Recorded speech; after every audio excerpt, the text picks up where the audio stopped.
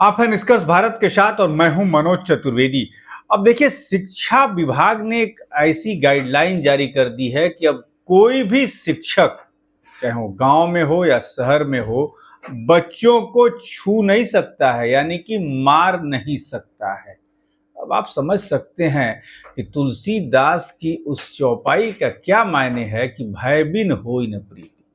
जी हाँ, यानी बच्चों के अंदर यदि डर ही नहीं होगा तो पढ़ेंगे कहाँ से। और डर का मतलब ये नहीं होता कि उनको मार कर पढ़ाया जाए, प्यार से भी पढ़ाया जा सकता है, लेकिन बच्चों के दिमाग में ये जरूर होना चाहिए कि यदि मैं नहीं पढ़ूंगा तो मास्टर साहब की डांट सुननी पड़ेगी या तो फिर सजा भुगतनी पड़ेगी।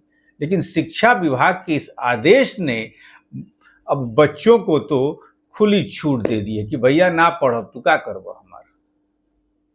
समझे आप?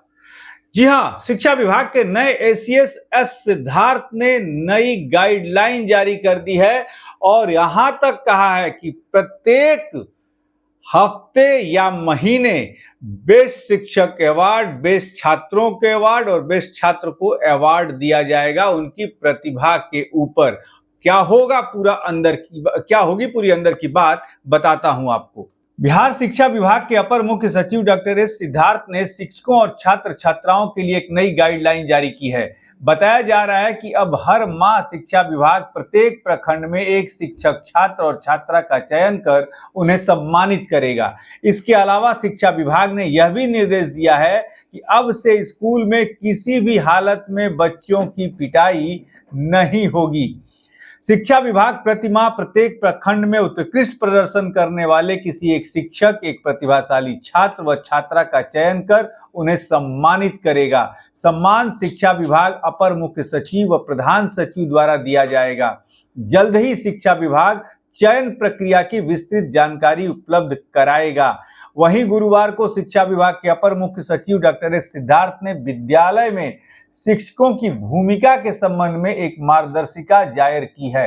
यह 5 श्रेणियों क्रमशः छात्र स्वरूप, विद्यालय प्रबंधन, कक्षा प्रबंधन, छात्र प्रबंधन और अभिभावक प्रबंधन के संबंध में है।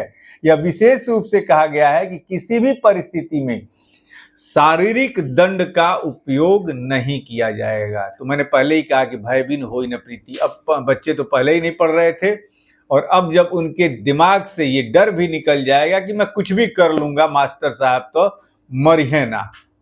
तो अब देखना यह है कि नए सीएस सिद्धार्थ के इस गाइडलाइन का कितना असर पढ़ाई पर पड़ता है और बच्चों की जो उधम चौकड़ी हो कितनी बढ़ती है, इस पर भी नजर रहेगी। आप बने रहिए हमारे